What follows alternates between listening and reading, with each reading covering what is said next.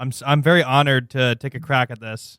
We're honored to have you. This is I was very excited while watching the show that I would get your input on it because I knew that you would have some special insight. I Both as someone who's familiar with production, but also an expert reader of culture. True. I mean, you've covered some really good ones, and I had not heard of the show. So going into it, well, first I looked up a million little pieces, and I was like, I can't find anything about this fucking show. Yeah, I fucked up the title again. I hope this show is like, some good shit. I hope.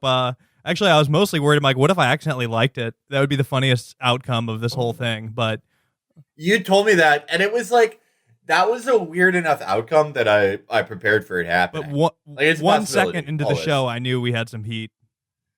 You know what I'm talking about? Of course I know what you're talking about. So how this works? I'm gonna do the same thing I did for last episode. I'm gonna just go through my synopsis of the show, my notes, and you jump in whenever you want. I probably have a similar synopsis. I'll try. This could easily turn into a 3-hour episode if you don't rein me in. Oh, it could. No, yeah, it could. It could. So I'll follow you. I always my content theory is like always have more than you need. Yep. You know? All right. So I think it's the first thing I want to mention about the show. What is the first thing we see in A Million Little Things? It's a very bad cover of The Killers. I got sold, but I'm not a soldier. That's when I knew we were working with some heat.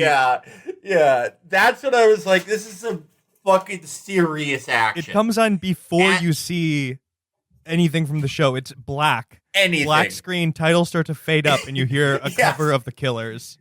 Yeah, that's how you know what type of thing you're working with. It's the first character. And I think that's important because this is very thematically different than the other shows we watch. The other shows we watch, we're going to get into the key differences at the end of this, I think, because I think it's important. But this has a different vibe. Like it's got a little bit of an edge, you know? Yeah. The Killers, but a cover of The Killers. It's almost like the audience is the main character of this show in some ways because it panders so hard to a very specific type of person, which we will slowly get to know throughout the show. Yes. But like that song, yes. I mean, that's an old song, by the way. It came out in like 2004 or something. Yeah, that song's like 20 years old. It's not a contemporary song. Yeah. So it's like, but yeah, we'll get to know. I mean, it's like very much for a specific audience, and it's very funny. Yeah. Without saying too much, I think we agree on who the audience is. I'm going to get on with the synopsis, but I think here's the hint I'll give for who the intended audience for the show is. I'm going to say Beto or Roy type people. Okay, so we see Kyle Chandler, and Kyle Chandler is like the patron saint of serious adult drama. He is. Well, it's because like with some production value. He's in everything. He's like the hard carry. He's like, anytime you're putting together a roster, you're putting together a fantasy team, you're like, oh, I want to make a Netflix show called like The Becoming Stance, or I want to make a network TV show that lasts 2 seasons. It's like, get me Kyle Chandler. He fucking killed it in Friday Night Lights. Get me this motherfucker and his bushy eyebrows and his serious voice and his stern but like reassuring and like somewhat fun-loving gait. And get him in here, man. He's been in a ton of shit. I think he probably like started off his career as being like the guy you hire when you can't get John Cusack in the like late 90s. And then he was in Band of Brothers, and that like I think really legitimized him. He's like, he's the backbone. Which is the best role you could get, where you play a guy who dies. Spoiler alert, but like you play a guy who's just like you're in every episode, so you're getting paid for it somehow, but like you only have to do like 1 day of acting. Kyle Chandler's got to be like, he's going to be the first guy to become a billionaire just through being in shows. He's a genius. Respect to Kyle Chandler. Respect to Friday Night Lights. One of the greatest network TV shows of all time. Anyway, so Kyle Chandler, John, he's a business guy. And we know he's a business guy because he's walking around a giant office, like a giant, very modern office, glass windows everywhere, open office setup, being like, hey, let me know if I could get this lease yesterday when I needed it. You know, just like charming but forceful business guy. His pretty secretary is helping him out. he's just really he's really driving home that he needs this lease. You're getting a taste from the show where it's like the first 20 minutes of this, every single line of dialogue is just directly stating something about the character or their intentions with no finesse whatsoever. Like, and I was cracking him immediately because he's like, now hold on, I want to close this business deal. I'm really successful my whole career, Yes. and it's important to me that I close that. But in 5 minutes, I have to do something really important. It's like, kind of respectable in a way of like just the most direct screenwriting. Just getting people I think you mentioned that there's a few trends in this show that you mentioned in earlier episodes of This Is Sus. Like there's some tropes that come back, but that's a major one that we see is people just directly stating things about themselves. And we see that immediately with him. And it's... How do you know a character's motivations in a network TV show? Don't worry, they'll tell you the first time. Immediately. And before we go ahead, too, can I point one other thing out is that in this phone call, he says a really funny thing that I kept laughing at throughout the show, is that he says, I always say everything happens for a reason. Which is so funny to me because he's like claiming that phrase as his own, like he came up with it. Yes. I noticed that too. Throughout the entire episode. Every character is like, John always said everything happened for a reason. And I think, like, he's so smart that he thought of that phrase. Yeah. If this is a better show, it would be about just this liar guy who convinced the 3 dumbest men alive that he invented the phrase "everything happens for a reason." No, my boy came up with that. He's the first guy to ever say that, bro. No, yeah, my boy John, he came up with that shit, and you hear it everywhere too. He killed himself. He hasn't gotten paid for it or anything. Yo, that's probably why he killed himself. Well, he must have had a reason. Yes. All right. So John's like, yes, we closed our non-specific business deal for $1 million. We cut to Eddie. He's a hot guy. He's packing up.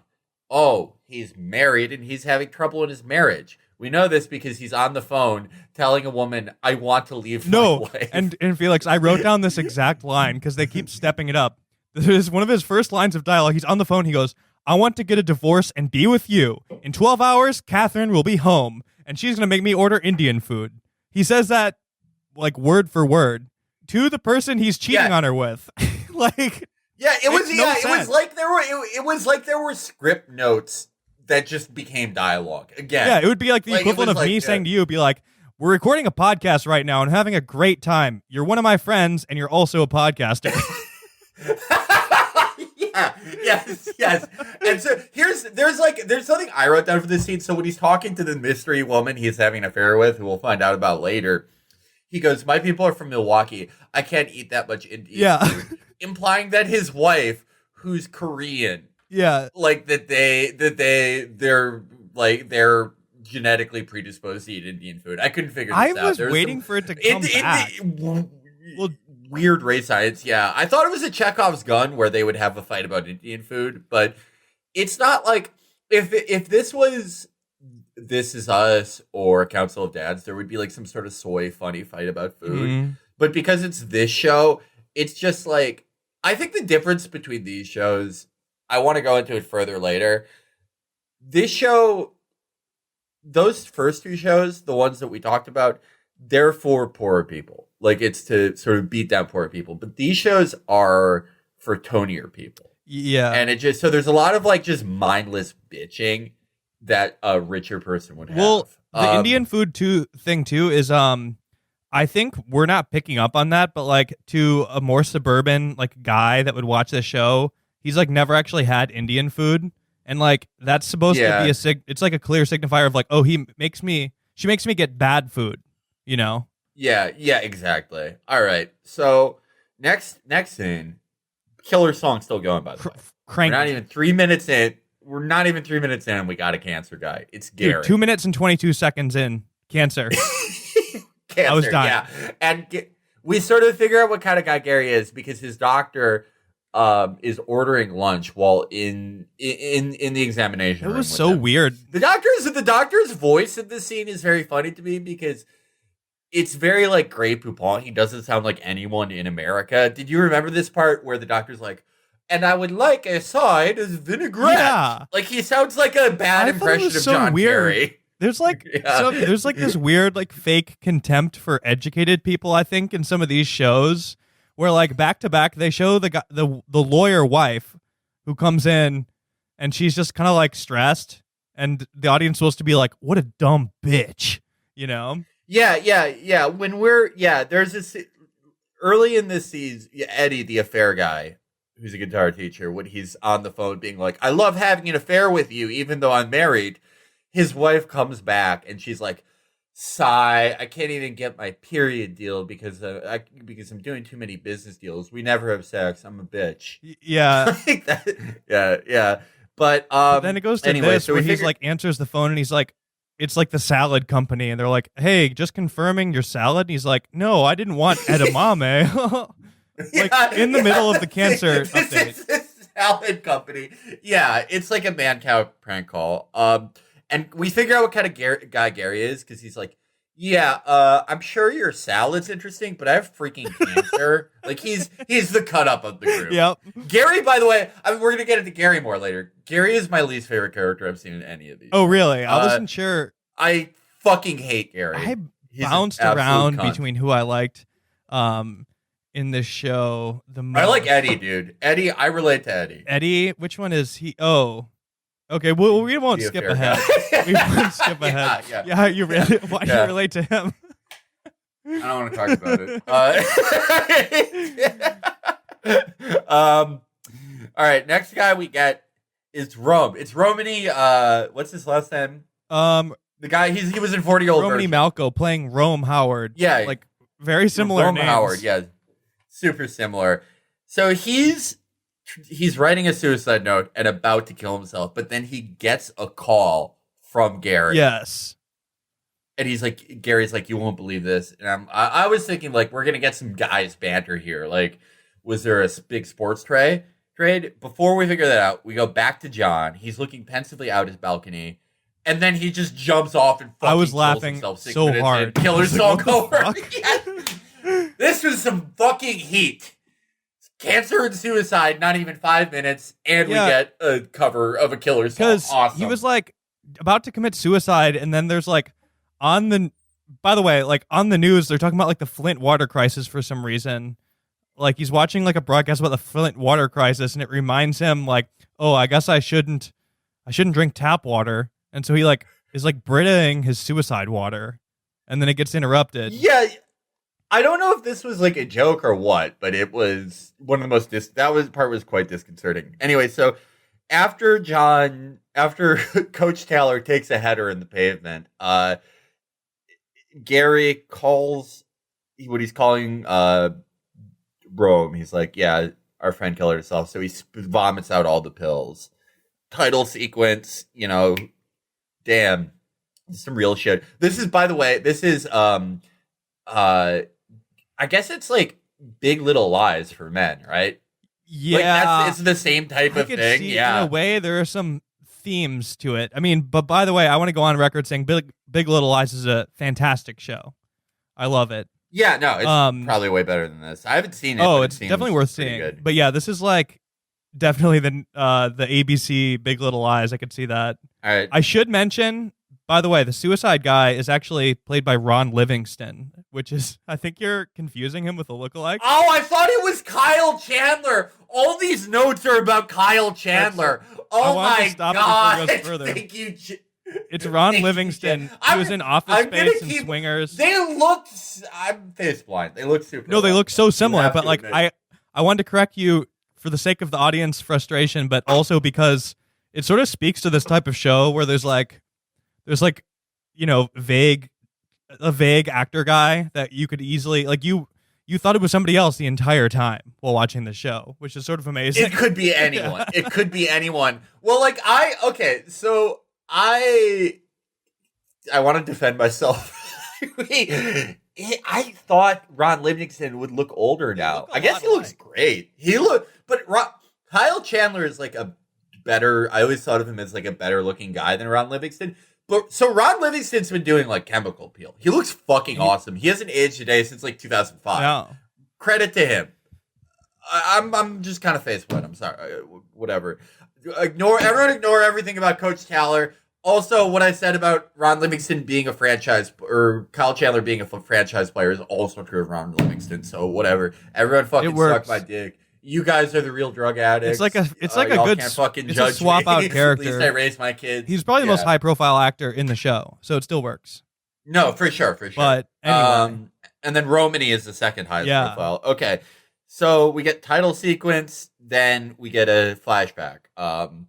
It's all the friends when John is still alive at a Bruins game.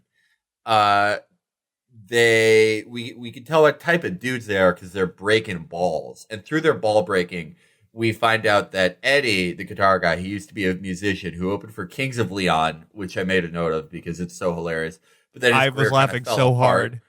Yeah, his career Once fell again, apart. Indicating the audience. He was an alcoholic. Tipping the hat to the audience. Yes. Yeah. Hey, this is some bullshit. It was just like it didn't really have a place in the show. It was just out of nowhere. He's like, yeah, you opened for Kings of Leon in this very stadium years ago. Yeah. Well, I love that part because they've been friends for a really long time, but it's like, like me, you, and Brandon have known each other for what, like 4 or 5 years.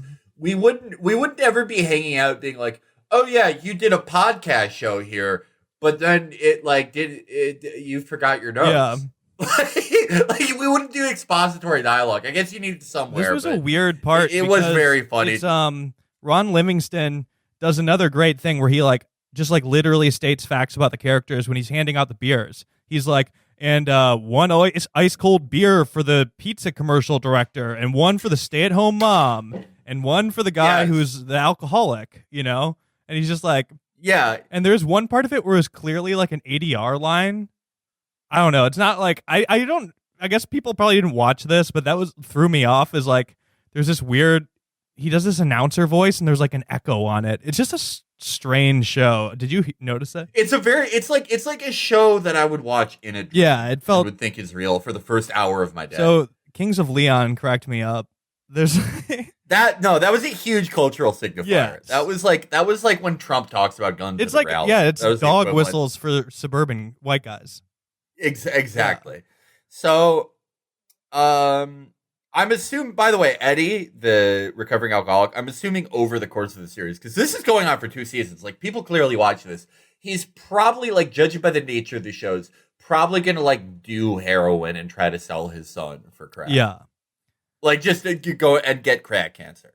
So, the guys are just breaking balls. Like, they're cracking each other up. And I actually like this scene. It's very realistic because none of them are funny and they're all completely detestable. Yes. As these guys in real life would be. We cut back to the present. It turns out they were watching a video of this game, like a perfect 1080p video they took of themselves at a Bruins game a week ago, and they're on a DV tape. We're gonna get psycho shit. There's psycho. Discuss it now or not, but Rome's character, or the character Rome, is like the whole show he's trying to get his movie off the ground. But it's like unclear what the movie is so far. It's like just footage of his friends hanging out like these adult men. And he's like always references my movie. And he's like, yeah, there's going to be a psychiatrist in the movie. I'm going to need to interview you like to get some inspiration. But his movie's just like footage of him and his adult friends chilling. It's funny to be a 40-year-old and not like a 20, every 20-year-old comedian. It's like, there should be a show just about being my friends, but to be a 40-year-old, it's awesome. I'm confused what the movie is because he's like always putting in, and he's shooting it on tape. So like right then he was filming on a cell phone, and then it shows the flashback, and he's like popping a DV tape out of a camera. It's like, wait, like what are you filming this on? Like, why do you have a DV camera from the 90s? Like, you just shot that footage on a phone. Why are you playing it back on a tape? Yeah. What is this movie? Yeah. So we're back in the present. Like, they're like, oh, how could he kill himself? He was having so much fun in this video recorded at the Bruins game. We also, Gary and Regina, who's Rome's wife, are there. And Gary is just, we're seeing that Gary, like, he holds in emotions by cracking jokes. And he's talking about how good these meatballs for the funeral are. And there's a line between, like, sort of cracking jokes and being a gallows humor type character, and just being a detestable Yeah, sociopath. because mind you, their best that's what friend Gary just is. killed himself, and he's like, Just fucking killed himself. Oh, these people are good. That's like, you're either just like a 70 IQ oaf, or you're a sociopath if you do that. But we find out that Gary told Delilah, John's widow, about the suicide, and then he goes, one of the most insane lines I've ever heard. If any of you have delivering horrific news on your bucket list, it's not as fun as you think. I wanted to shoot my fucking what? TV. It just made no sense, the line, at all. Your best friend killed himself and you told his wife and his surviving children, and you're like, yeah, that's about a 10 on the awkward scale. Yeah, awkward turtle alert, okay? And yeah. by the way, socially awkward banquet. You go to tell your best friend's widow about his tragic suicide, and your fly's unzipped. That's a fail. That's a straight up bruh moment, you know? Yeah, having a bro moment with his himself. Crying children. By the way, did you think it was insane? Like, why did he have to tell his wife? Like, why did his boys find out he killed himself before his wife? And like, how? You know what I'm saying? Like, how did because they all got the call? That makes no sense. I guess. Like, the cops were like, yo, let me call his boys let me call his crew. Yeah, well, okay, this show takes place in Boston, and the cops are probably like, Barstool rules. We gotta call the boys before the big night. They just know who his boys Saturdays and suicides are for the boys. Yeah. He had a card like in his jacket that's like, in case of death, call my boys. Yeah, call my boys first. Don't tell my wife. Yeah, and hide all the porno posters in my office. Yeah. Okay. So that psychotic scene ends. We get our next scene, which is Gary at a breast cancer support group, and there's it's all women, and there's actually a sort of like a cute sort of like cute younger woman there, like in her 30s, and she yells at Gary for being there. She's like, "Why are you here?" And Gary just claps back with the clap back of the year. And as you can imagine, it's detestable. He's like, yeah, guys get breast cancer too. Like, he's right, but just because of how hateable this character is, I would, if I was there or like his friend or something, I would be like, no, he's actually lying. He's a sex predator. Well, I mean, I had my notes. I'm like, women. Why the fuck is he at a women's breast cancer group meeting? Because it's like, oh, well, first of all, this scene is definitely hilarious for the nature of this scene is hilarious for the intended audience, right? Like, oh, it's a guy who has boob cancer. Yo, that shit's funny. Yeah, yeah. Like, what the heck? Yo, I didn't even know that was for real, that a guy could get that. But in the real world, I'm wondering, like, okay, like, yeah, guys do get breast cancer, but like the support group for it is obviously for women dealing with like losing their breasts, usually. That's a good point. Why is he in this like? Why is he in this therapy group in the first place? You know, like. That's a very good point. He could easily go to a general cancer group meeting, or like, you know, like any normal person would get in there and be like, yeah, I'm not supposed to be here. Like, I didn't. Yeah. Yeah. It's a very good point. It's just a dumb throwaway joke. Well, but it's also to introduce something later that I'm going to get into. Please go ahead. Next, which is, so Rome is watching another seamless 1080p, like 60 frames video of the boys, you know, featuring John before he went splat. It's just insane how many great videos they have. His wife, he's in his bedroom, like going to bed with his wife Regina, and they're talking about John, and she goes, "I just don't know how he could do this, you know, leaving two kids behind." And Rome almost alludes to himself being suicidal. He goes, "Well, sometimes people," and then he cuts himself off.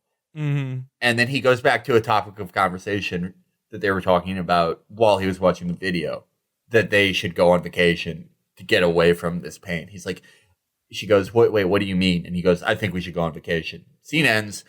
Gary and Maggie, the woman from the cancer support group, they're just fucking. Oh, yeah. Through. instantly. She's like, hey, this kind of like chubby, annoying guy in the group. Yeah, I need there's to like fuck no you. connection. They made no connection. Yeah, zero connection. Just zero. And there's nothing likable about Gary. But she's just like, I need to ride his cock. Well, like I can't even go to his house or my house. We have to fuck in this bathroom. well, dude, yeah. I mean, it's obviously he was in the group to get some pussy, bro. Yeah. Otherwise, it would be gay for him to go to therapy, dude. It would be low key. Right. It would be low key sus for him to be in therapy. To be sad, which is a theme in this show that I have written in my notes a few times. Is that this show doesn't let anything serious or emotional hang for more than like 10 seconds before like cracking some dumbass joke, and it's like the show itself is afraid of being gay, like afraid of being called gay. That's what's weird about it, because it front loads with emotion. Like there's suicide, cancer, like a funeral that I'm going to get to for the next scene, like all in the show. So much psycho shit. It's all emotions, but it's like everything after that psychotic just dumping all the shit on you is like, so that was a moment. I'm not going to cry. I'm not gay. Yeah. It's like, it has the same effect of like someone you barely know DMing you or calling you and being like, hey, can I get some shit off the chest? And then just talking for 2 hours about like their relationship problems and being like, I usually don't bitch about this shit. And it's like, well, if this was this easy for you just to dump all this shit on a random person, you clearly do, but you're just like mildly uncomfortable. Yeah. It's like, it's somehow like a narcissistic TV show. Well, the weird thing too, the final thought on that is that like a lot of shows, I mean, everything has a mix of genre, so like normally dramedies, like the drama would be interrupted by gags that like take place within the universe of the show, like just something, a funny coincidence happens or like something falls or something like this. But in this show, it's the characters themselves like making the jokes, like to interrupt their own emotional moments. It's usually the person that like is saying something sad and they'll let it linger for like 5 seconds and then they'll be like cracking some dumbass joke, or it's like the guy joking about his dead friend. Yeah, like the first like 15 minutes of the show are like several lines from the main characters that are like, I just don't know how he could kill himself. He was the best guy I ever knew. He was so kind. Like, I don't know how he could leave his kids behind. And then he'll be like, yeah, maybe his fantasy team fell apart. Yeah. It's like that. It's so weird. Yeah. It's so fucking weird. But so we're now treated to a funeral scene. Greg shows up late with his new slam piece, Maggie. Yeah, he brought her to the funeral. The Eddie, he gives a funeral speech, which I think the writing of the show started with a funeral speech because it's the perfect expository dialogue vehicle. Absolutely. We just find out everything. Find out the tone. We find out that these characters met being stuck in an elevator, identifying them as never Trump conservative. Which is insane.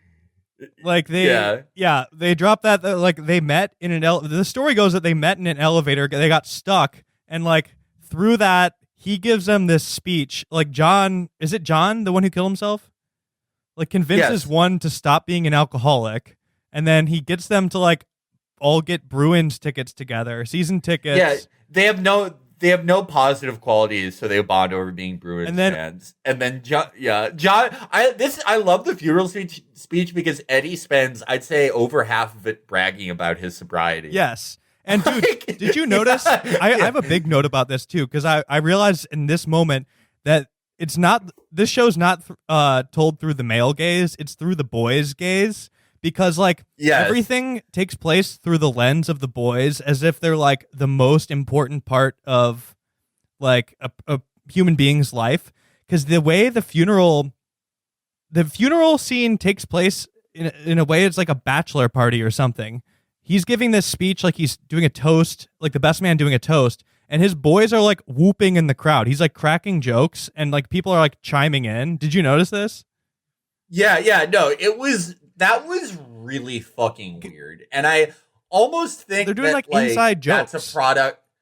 I think that's the product of the writers of the show just like being lifelong, like not lifelong, but like for like 30 years they've been TV writers and they don't have any actual friends. So they're like, oh, what are guys like? So they read Barstool for a month and wrote the show. I thought that was so strange because they're like, there's several jokes, but he's like doing these like it's like a routine almost. And then he's talking about himself, and people are like, "Yeah, suck it, idiot," like from the crowd. Like, yeah, you suck it. Like, in reality, Funeral is it's just like the guy's family. They probably wouldn't know any of the people there. No, yeah, they'd be like, "Oh, we're gonna have his best friends give a speech where it's like, yeah, he was a pretty good friend for a fucking gay moron. Just kidding, I miss you, bro." And then the chubby guy shows up late with the girl. Yeah, and they're like, "Oh, what a cut up!" Not you, fucking asshole. Why is he late? How did he miss that?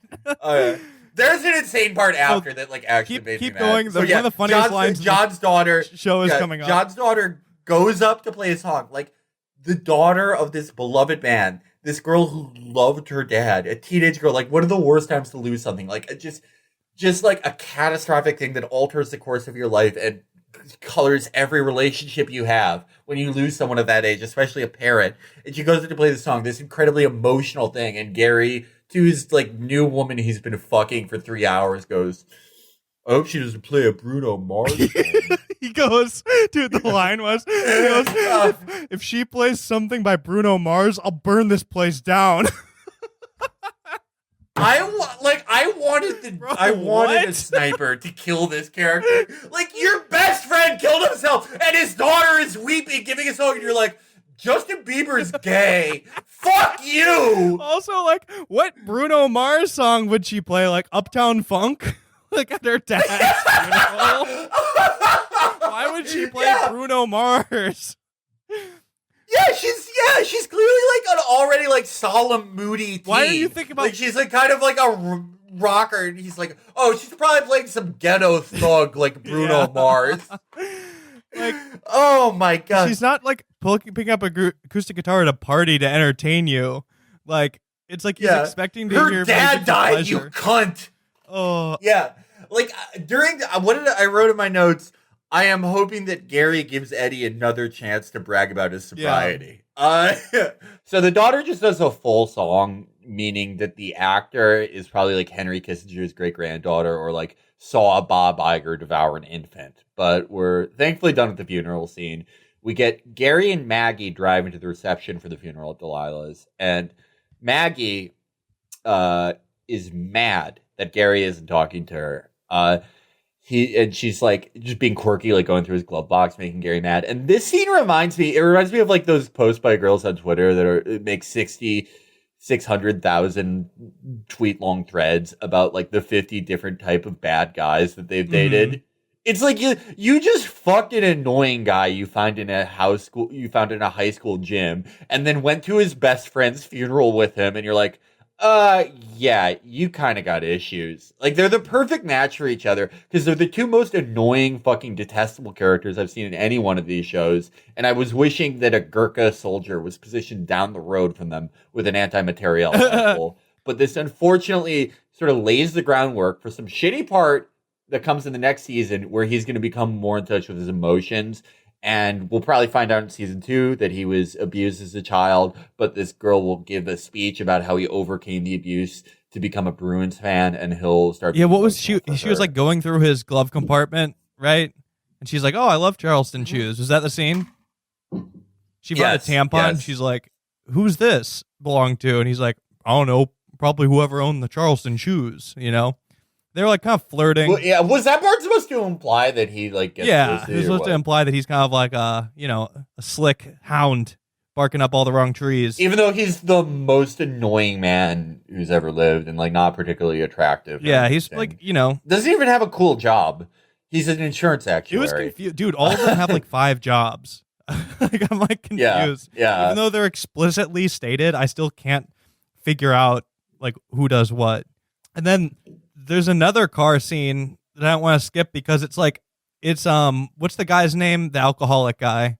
Eddie. Yeah, so he's like, we get another taste of him, like why his life is so bad, and it's like his wife wants to work. She's like, I didn't know this was going to go all day. I had work to do, you know? That part, yeah, that part's hilarious. Be like, there were obviously people like that, and like women who are like, yeah, they like the work-life balance or whatever. Like they spend too much time, like they sacrifice things for career, and it's like, you know, it exists. But this character is so ham-fisted. It's like Catholic League propaganda against women in the workplace. Well, it's like she's at a funeral and she's like, yeah, I needed to be at the business deal yesterday. yeah, and he's like, It's like pouting no one would so do hard. that. But we already know he's cheating on her, so it's like desperately trying to make Yeah. him not the bad guy, like rationalize it. Yeah. But I'm watching I it. I'm appreciate that. I'm like, dude. Well, first of all, he's like a guitar teacher or something. And once again, he has like Yeah. 5 jobs, but he's like a recovering alcoholic who one time opened for Kings of Leon once. It's like those are his achievements, and it's like, oh, bro, I'm sorry your life is so hard being married to a smoking hot Asian lawyer who's rich, and you're a total fuck up. Like you're a Yeah, fuck you up have who no opened- positive qualities. Yeah, you have do nothing. You besides go to Bruins games and like teach guitar lessons. Like, bro, your Yeah. life sucks. Yeah, I feel so bad for you, dude. You deserve to cheat on her, actually. This guy's Beto. He's the most Beto O'Rourke character. Yeah. So we're at the reception. We have a talk between Delilah and John's secretary Ashley, and it's sort of like there's some weird tension. Like Delilah asks if she has any idea why John killed himself, and she kind of falters and walks away. They've been painting her as like a Gary- mysterious figure since the beginning, the secretary. Yeah. Gary then goes up to Delilah and goes, I don't want to be here, in a very Greg Proops tone. And it's like, imagine your fucking husband, the love of your life, kills yourself, and then his annoying friend is like, yeah, this party's a fail. Yeah. Maybe not even like It's like supposedly best friend, but it's like quite possible. Like in real life, these dudes might be like the random guys he goes to the Bruins games with exclusively, and he has other friends, you know? And then they're just there like so causing a ruckus, you know? yeah. So the whole crew, including Maggie and Regina, like the wives, the friends, just about 5 minutes of insufferable interplay. They're sitting on a couch, and Maggie explains. This is my how favorite scene. John, yeah, they're talking about like how could John kill himself, and Maggie goes, "Well, it's like he couldn't see the horizon," and she explains that this is an analogy to JFK Jr., who he was flying a plane, and his instruments told him he was flying too low, but he didn't trust them and thought he was fine, and then it killed him, and that's what depression is like. And they're like, oh, what are you, a therapist? And she's like, actually, I'm the best psychiatrist. She goes, actually, I'm a Boston General, I'm a psychologist at Boston General specializing in depression, which is like... Specializing in depression. Yeah, I'm actually a depression researcher. Which, by the way, you kind of like, we went over it a little quick. There's like, it's a really funny back and forth of dialogue. Because she goes, they're like, how could she have done that? And she goes, yeah, maybe, you know, sometimes people just lose sight of the horizon. And the whole room, they show a cut of everybody's face being like, huh? What? Wait, what does that mean? Like, they don't understand the phrase lose sight of the horizon, which is hilarious. And then she goes into, she blows alive. Like literally 3 minutes of screen time with this JFK reference, all to explain the idiom losing sight of the horizon. And then they're like, oh, I kind of get it. Oh, like life, you know, horizon's the future in your life. And it's like you're flying a plane and you lose sight. You can't see it. Yeah, and then they're like, damn, do you like have a job? Yeah, it's like, oh wait, whoa, how'd you know all that shit? Are you a doctor or something? Yeah. These like, that's what I love about these characters. They're like as stupid as everyone in the Mom's Basement video. Like they have as much intake of reality and ability to process it as Lil Xan or Faith Banks, but they're all like upper class professionals. Yeah. Like it's all upper class suburban signaling. So after that awful scene and wasted time, the imbeciles, the group of male imbeciles, they get an alert on their phone for a Bruins game, which means that John knew they were so stupid that they would have to be reminded of the only thing they actually do. Mm. And so Delilah sees that and she's like, hey, why don't you guys go? Like John wouldn't have wanted it, and it'll give me quality time with my best friend, Regina, Rome's wife, and Maggie for some insane reason. It's like, hey, you just got fucked by one of my husband's friends and you're here for some reason, I love you now. Come hang out. My husband just killed himself. Please hang out with me. Like, instant connection for no reason. So the idiot brigade, they go to John's office to pick up the tickets from Ashley, but they're sort of stuck by seeing the police tape on the balcony. Like, it's too real for them now. Eddie asks Ashley, the secretary, again, like, if she knows why he did it, which is just, it's such a 70 IQ question. It's like, oh, what if she knew and didn't tell us, but would just tell me if I asked once? There's some sort of weird tension, and Gary actually gets Ashley to unlock John's phone. And then we find out that the last call John made was to Eddie. Yeah, this is a weird scene. Yeah, and Eddie says, I was at a recital and I missed the call, and he feels shitty about it. I was at a guitar recital. A guitar recital. So we're back then we go back to the gals. They're at Delilah's house and they're talking about Gary and Maggie's breast cancer. And there's some like weird tension there because they're sort of, cancer seems to be the only thing that these writers know about. Presumably, there's like a cancer class you take. 2 people on the show have Writers cancer. Guild person. Yeah, which is so funny. That's so hilarious. We have an alcoholic. We have 2 people with cancer. cancer. We have a suicidal guy. 2 suicidal guys. I mean, dude, these guys love trying to kill themselves. Like, how are there? These guys the boys were killing themselves at the same time. That's crazy. If you believed this show, you would think that for people that make over $500,000 a year, none of them make it to 40. Yeah.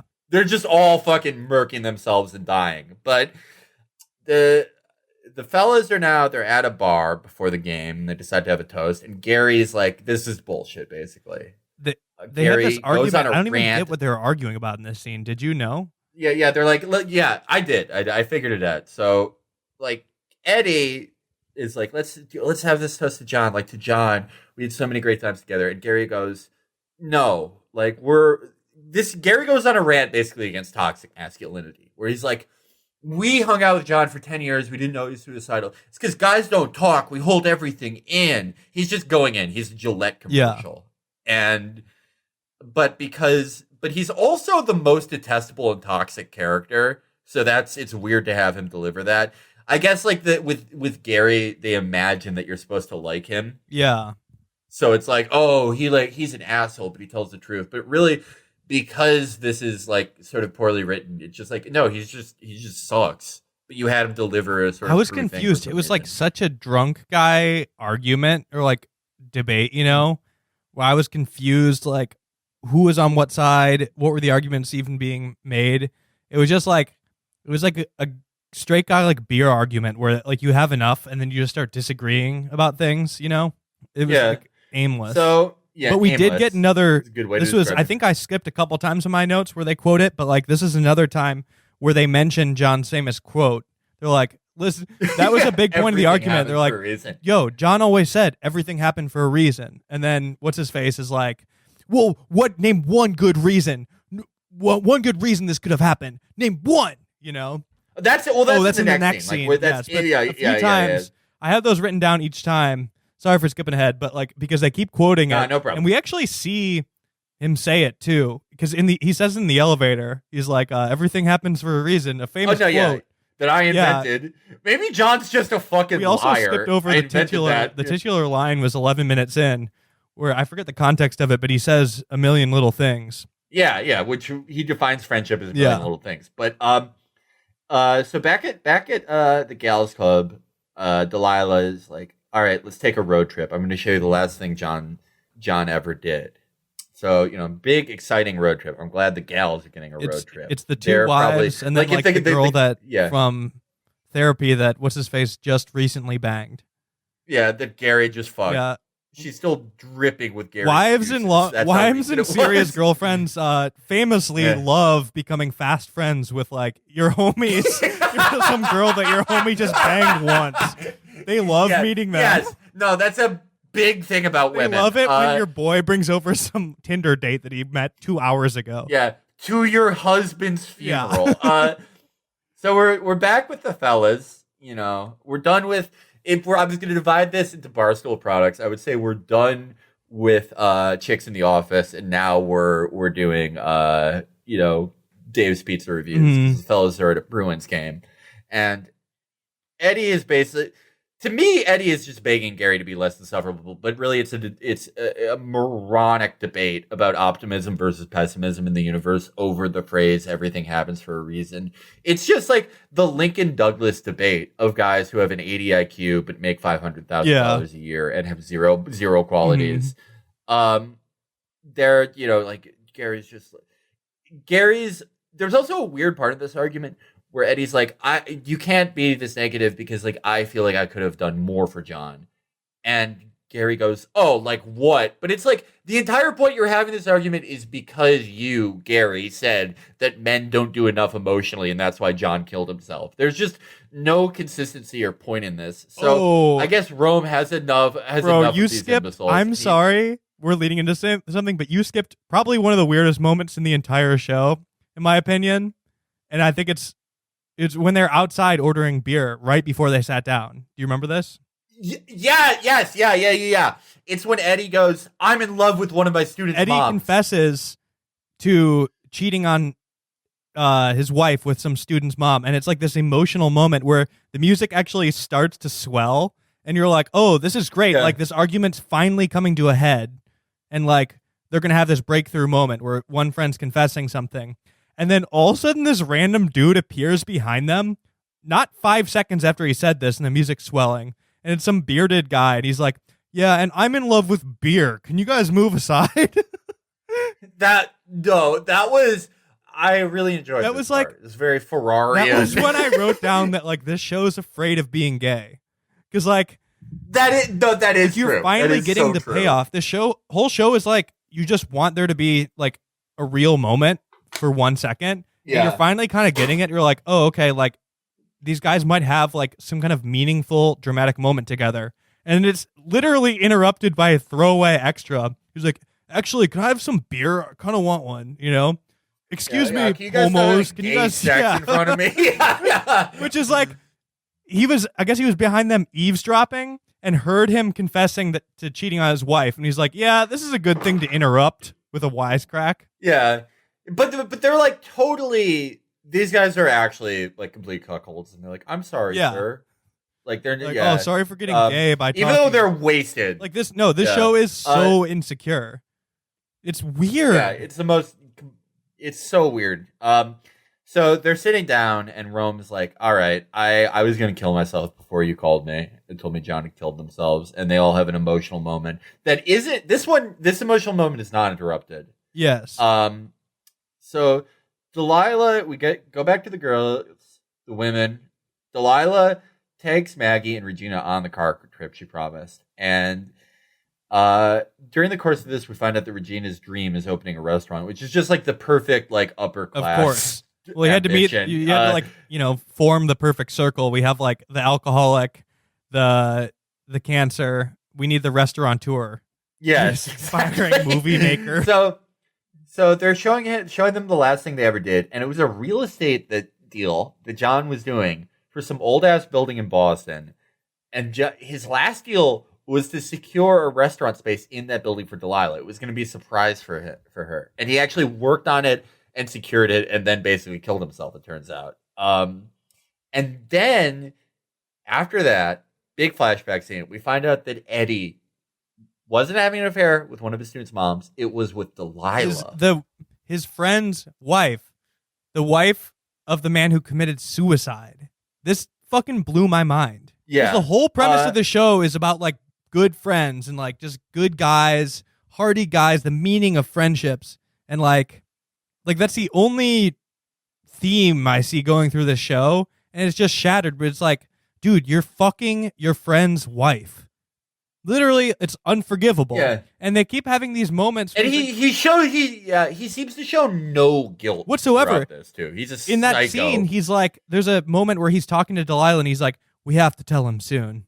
Not even in a guilty way. Just kind of like, we need to tell the kids that we're getting a divorce. Like an inevitable fact. He's like, yeah, we need to tell him soon. As if he's going to understand. And he seems to show no actual guilt. No, he loves her. This. Yeah. It's like, even if you cheat with someone, like you're not cheating on your own relationship, but like you're with somebody who's dating someone, like you do feel really bad about it, even if they don't kill themselves. No, and mind you, like not your best. He's not friend. just cheating; he's going to leave his wife for her, which you have to assume she is going to do the same. Otherwise, why would he? You know? Yeah, they were gonna never be friends again. Yes, allegedly. You know that you can't be. Oh, why? I mean, he would probably fucking kill him. Yeah. Like, yeah. So Eddie, deciding now is a great time, shows up to fucking Delilah's, and Delilah says, "We can't do this now. Like my husband killed himself." Can I have and some then pussy, please? Actually, yeah, bro, my best friend died. Your husband. I don't want to be alone tonight.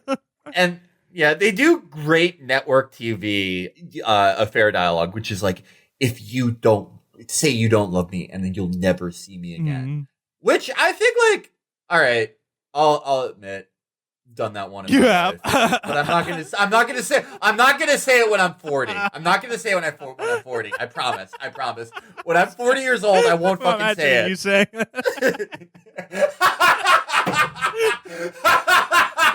It was like 2 days ago. You probably said it too. Yeah.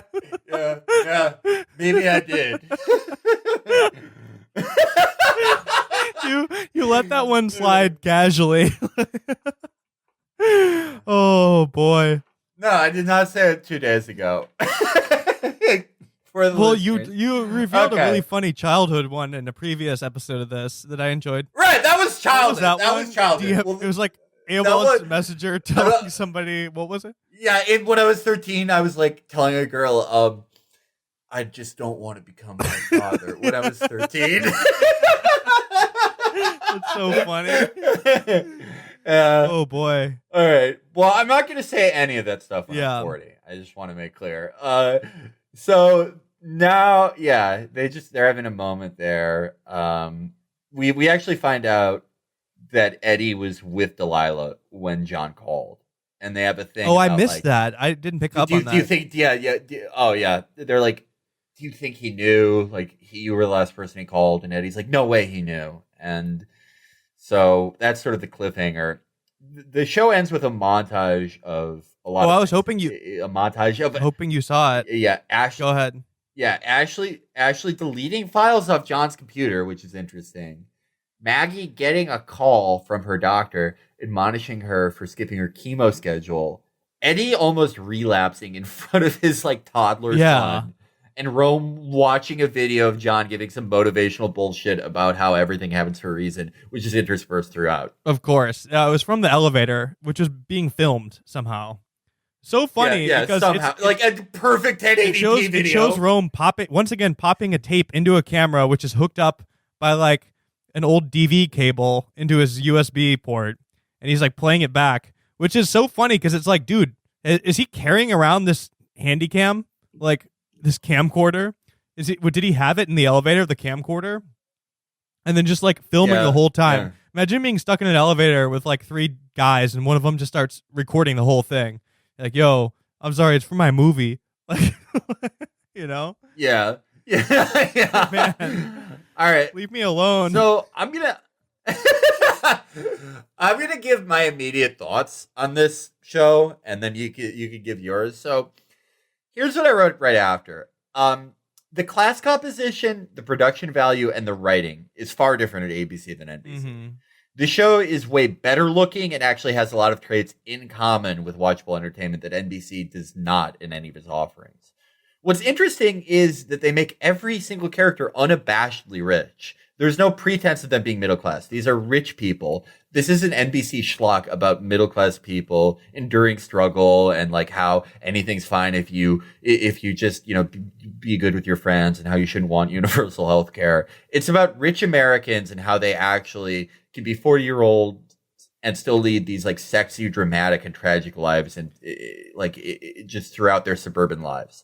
It isn't so much like the foie gras stuffing of positivity into the maws of Ativan-addicted Ohio dullards that NBC does. It's a tonier audience, and it's telling this tonier audience that their lives are still potent for struggle and excitement.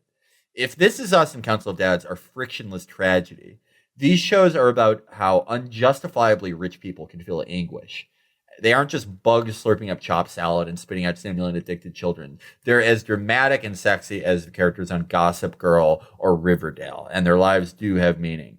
They're not just sort of, at worst little Eichmanns, or at best like just pointlessly rich people living pointlessly rich lives. They're basically like teen drama characters. I thought that was very interesting. Yeah, I didn't. So I didn't really write down anything for my like overall reaction to it. I mean, I have plenty of them. I agree. One thing that you said that I do really agree with is that this is like Big Little Lies for men on ABC, because I do think that's what their intentions are with this show. Is that like, for me, like my girlfriend was watching episode 1 of Big Little Lies, and I saw it and got like sucked in and turned it on, and I ended up loving it. I think that's like their angle here is to hook guys into watching NBC dramas. Like, I think that's the target audience. We've been hinting at it the whole time, but they want like middle-aged white guys to watch this, Like, yes. After they tuck in their 2-year-olds, that are named Jaren and Caden, they're like, they tuck in their kids, their wife's watching the show, and then they like, it's like it becomes the one show they watch together when he's not watching the game. Yes.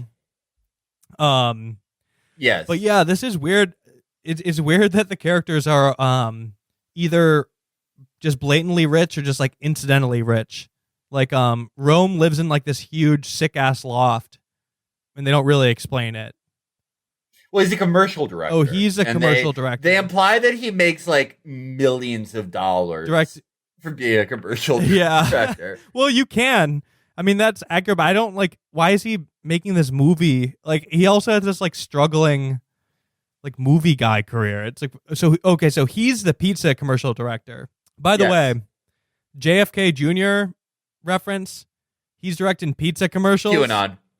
There's a few. Talk about dog whistles. No, this is so QAnon. This is so QAnon. Dog whistles. The JFK Jr. thing, when they brought that up, I was dying.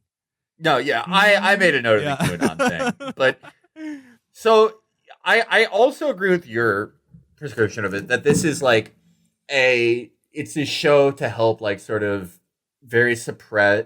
There's a type of suburban guy, right? There's a type of suburban guy who's like, he's obsessed with fantasy sports. He's married to a woman who has like blonde hair, but like very bold, dark eyebrows, and has a bunch of live, laugh, love shit around her house. They have a kid named like, not like a trashy name like Buxley or some shit, but it's like a more classic trashy name like Hunter. Yeah, they have that. Hunter's a good or one. It's like the made up ones. Yeah, they're decidedly like upper middle class or upper class, and they probably met in some tonier sports bar in somewhere in the Minnesota or Michigan suburbs. But their defining issue is like the guy's just, he's too much of a guy. He's so suppressed and he's a great provider, but it's like sometimes I wish he would open up. This is a show for couples like that's why they spend like 10 minutes on the depression, explaining depression. It's for people who don't even know what that is. Be like, wait, what is that again? Yeah. I have a direct explanation with multiple analogies explaining it. Yeah, I know who This Is Us is for, and I know who Council of Dads is for. Like, those shows are for people who live in Ohio or anywhere else, and they're basically, their doctors have gotten them addicted to pharmaceuticals. They're just fucking popping Ativans and maybe even some type of opiate for a pain condition they got on the job. They're middle class but highly in debt, and the show is just telling them, hey, like, don't ever want anything more in life, just be grateful. But this show it's sort of class solidarity. It's these rich Hollywood people telling their rich equivalents in the middle of the country, like, hey, it's not gay to look for help. I still don't know the moral of the show. I guess that's it, but like, they kind of canceled out all of the other morals they're implying, because it sort of revealed at least one of these dudes is a super bad guy, and it's kind of strongly implied that the guy who killed himself, Ron Livingston, also might have been a bad guy, up to no good. But that is class solidarity, because it's like in the middle class shows on network TV, all the middle class characters have to be perfect people, down to even like on Council of Dads, down to even like a trans 5-year-old has to be perfectly accepting of his grandmother's like vicious, cruel transphobia. Like everyone has to be perfect for them to be a redeemable character. But if a character is rich in these shows, they can be as shitty as whatever. Like they're actually like some of them are really bad people. Gary's an awful fucking guy. Fucking Eddie's a terrible, selfish asshole. But because they're rich, it's just you're just supposed to accept that they're good, and the thing that makes them good is that their lives are dramatic. Yeah. More than anything, it's a bizarre show. I honestly was predicting to walk into something completely different from this. Because I made notes before I watched the show, and they didn't work. I had like all these little notes about like who I thought the show would be for, and like I was prepared to like spend some time talking about that type of person before we even got into the show itself. But it ended up being wrong, you know, a little bit. But it was weird. And then the other thing, I got a little too deep into like kind of like looking back into I went way too deep into like preparing for this show before I watched it. I knew you would. I knew you would. I thought that's why you were selected for this mission. So most of these shows are kind of like it's like a simulacra of like American life, you know. And I was kind of looking back into like Baudrillard's 5 Degrees of Copies and Simulation. Yeah. Ooh. So I was thinking I was gonna have use for that, and I kind of don't, but actually, so the first degree of that would be like a copy that sort of resembles the real thing. But then the 5th degree would be one where it like no longer the copy and imitation no longer resembles the original whatsoever, which is I think what we're dealing with in this show, where it's like it's telling a story of just regular people living their lives, getting along, but it's so bizarre and completely unhinged from the rules of the universe as we know it, you know? It's supposed to be about regular people, but it's so bizarre in the weirdest ways that it's like uncanny valley level interactions. Does that make sense? Yeah, it's unrecognizable from anyone's life. It is like the world of. I don't even think the writers of the show think that would be a weird coincidence. If, like, for example, Rome and John killing themselves at the same time, which almost happened. Yeah, that was bizarre. I mean, so I was expecting to walk into a show that was like sort of. I didn't watch Council of Dads or This Is Us, but I would describe those as like they're like a Disneyland type hyper reality where it's like they're portraying a lifestyle that you never had the opportunity to live, you know? Like this middle American average Joe lifestyle where you go to the crab shack and everybody knows who you are. Like that life never existed. There was never a time you could live that life, really. It's like it's recreating something that's only existed in older TV shows, right? Whereas this one isn't tied to anything. It's also a lifestyle that doesn't exist in America anymore. Like you can have what's technically middle class income, but if you have as many like children and illnesses as are portrayed in the show, you will be hundreds of thousands of dollars in debt. Like it's a brutal country. Like it's something I've been talking about a lot recently is how one of the downfalls of the American empire will be that people literally won't be able to afford having kids anymore. And that's just totally absent from these This Is Us, Council of Dead shows. Those type shows, they're it's an identifiable desire. Like I think that the goal of those shows is more evil than anyone would admit. Like I have my own conspiracy theory for it that I've gone into, that it's just beating down normal Americans and telling them like, look, these people figured it out, you fucking piece of shit. But I also think it does display something that people wish they had, which is a sense of community, like love of their family, and like the ability to make it through all these things and a better life. But this show, like the desirable thing is more abstracted. Like the object of desire for richer people in the show is a life that is interesting at all and has like drama, and not just like sometimes you endure a tragedy, or like sometimes maybe you have a cancer scare, or like you have a divorce, but it's mostly dull. Your life is mostly dull and fucking pointless. You very rarely have a chance to make any type of moral stand. You're just going through the motions, and you are actually quite frictionless and quite dull, and there is no point to any of it. Yeah, and the weird thing about this is that they present these characters as people who are currently going through bad times, right? They're dealing with Yes. shit. And you would think that like by the end of the show they would realize like, hey, we actually don't have it that bad. We actually have it pretty good, and I learned a valuable lesson by my friend killing himself, which they don't. They don't even acknowledge that. Like, and they constantly paint the worst version of these people's lives. So you can look at, like, the show is pessimistic, right? And I don't remember any of the guys' names. I keep forgetting them, but I'm just going to keep calling them how I know them. So, cancer guy. They're painting him as this guy who unfortunately has to deal with his cancer. In reality, he's a guy who survived cancer, right? Like, that's great. He survived cancer and he has his friends. He beat it. It's awesome. That's a good thing, you know? He's over it. The alcoholic guy, like, he dodged a bullet. He's sober now. He has a hot wife and he can be a fucking loser guitar teacher. And he opened for Kings of Leon. Like, that's a pretty good situation. He shouldn't be cheating on his wife, who provides for him, right? Like, right. He should either, like, you know, be like, all right, we're either going to stick it together for a son, or I'm going to talk about problems in his marriage. But instead, he's just like, does the worst thing. Yeah, or if he was going to cheat on his wife, he should not cheat with his best friend's wife. Well, sometimes. Yeah, his wife probably fucking hates him, you know? She's like this lawyer who's crushing it, who's probably not cheating on him, despite being married to a total loser who, like, literally teaches guitar and, like, only leaves the house to go to the Bruins games every 3 nights a week, probably. Anything. Does it? We never see any scenes of him, like, raising their son. Yeah, he appears at the end. He's just like, who are you? Watching him almost relapse. Why are you in our house? Oh, my God. Yeah. Oh, it's you. No, man. yeah, this, you know what, this show, it's like one of the funniest things I thought in The Sopranos, and this was like a purposeful thing The Sopranos did that I thought was fucking brilliant.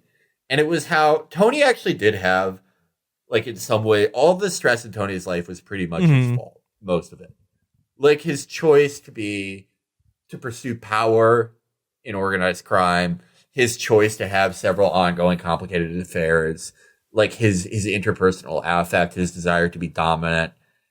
But his actual work life was incredibly easy. He just sat around in a pork store or a strip club all day and yelled at guys.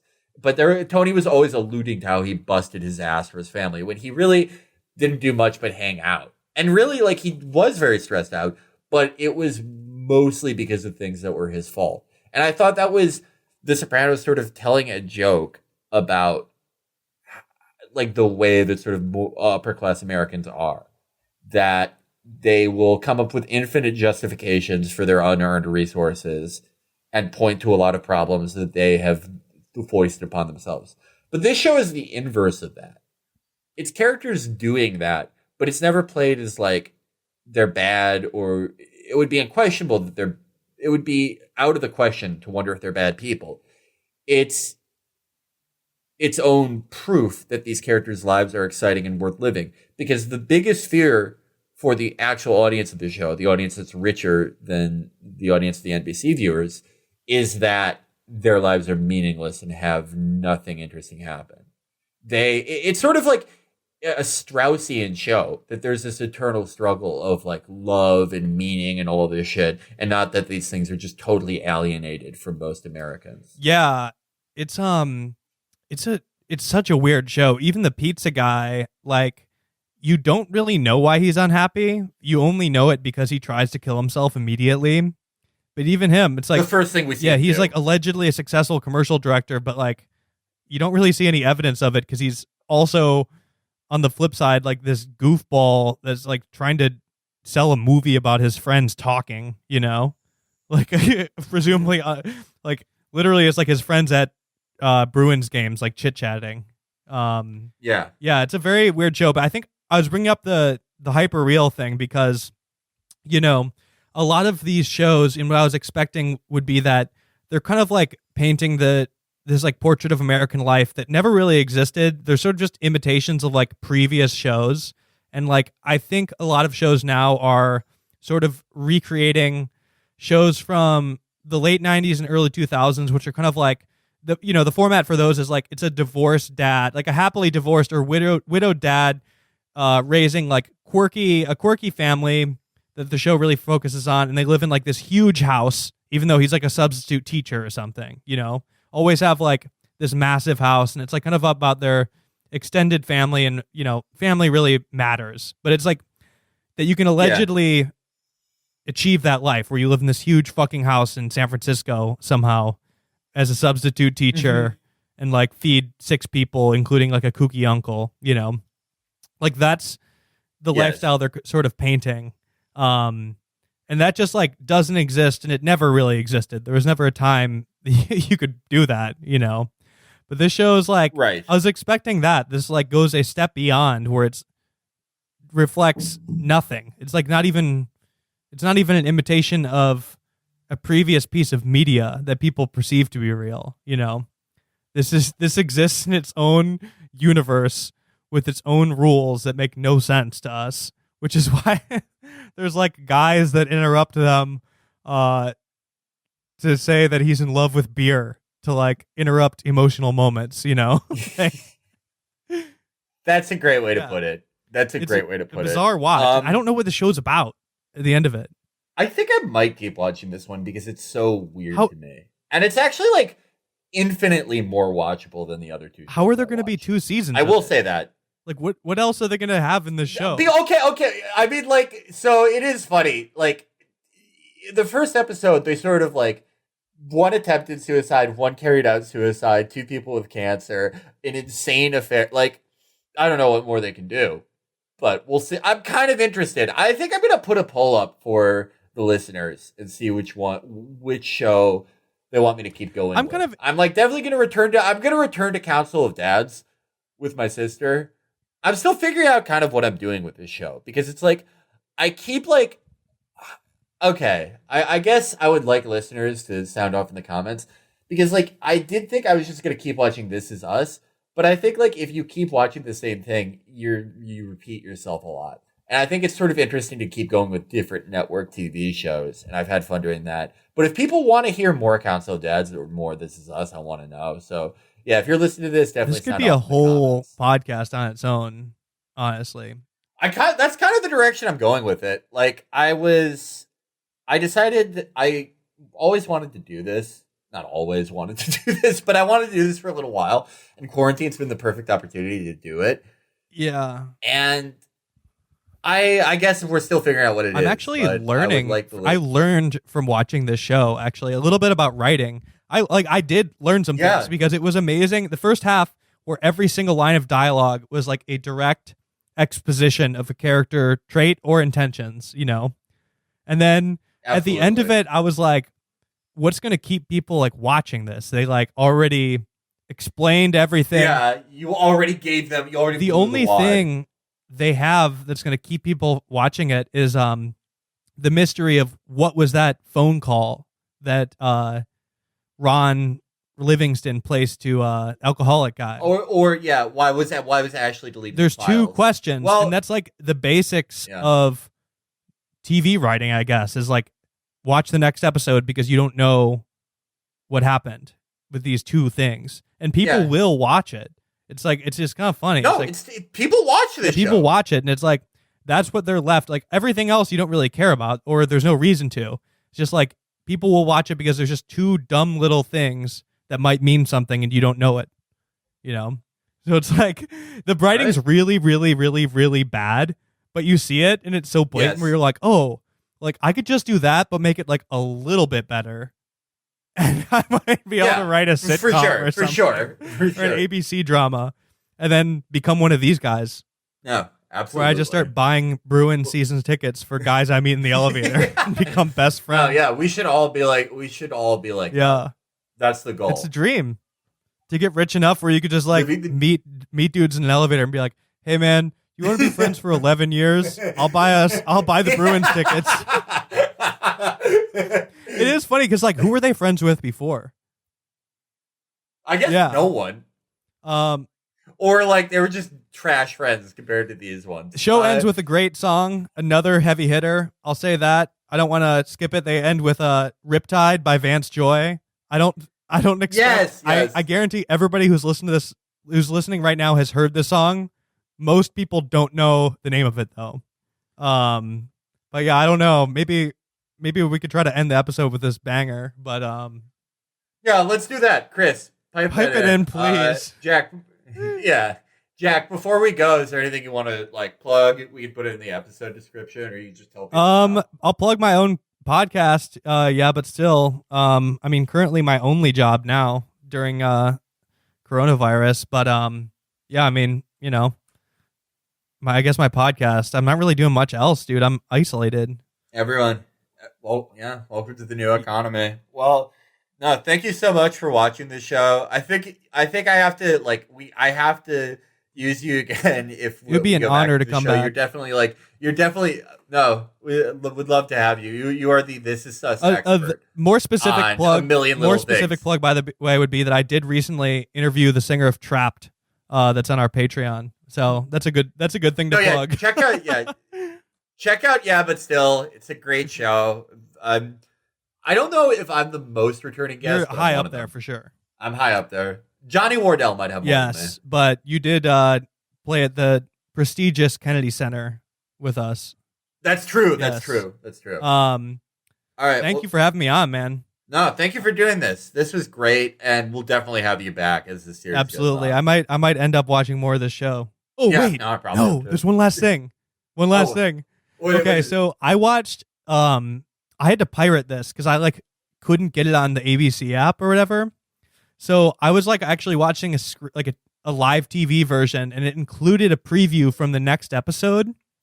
And I'm gonna send you this clip, but dude, there's this line where they're talking in the next episode, and they're trying to figure out who's gonna take care of his family now that he killed himself, and they're like, we need to kind of form some kind of alliance, an alliance of dads. Not kidding. Wait, so they took the council of dads? In the next episode, they propose a council of dads type thing. We have to be them the same way John would be. Band of dads. Band of dads. I'm gonna send you this clip right now. Yeah, we have to watch this again. All right, Chris, play that song to play us out. Everyone, we will see you next week. Everyone just sound off in the comments what show you want next week. We'll figure it out.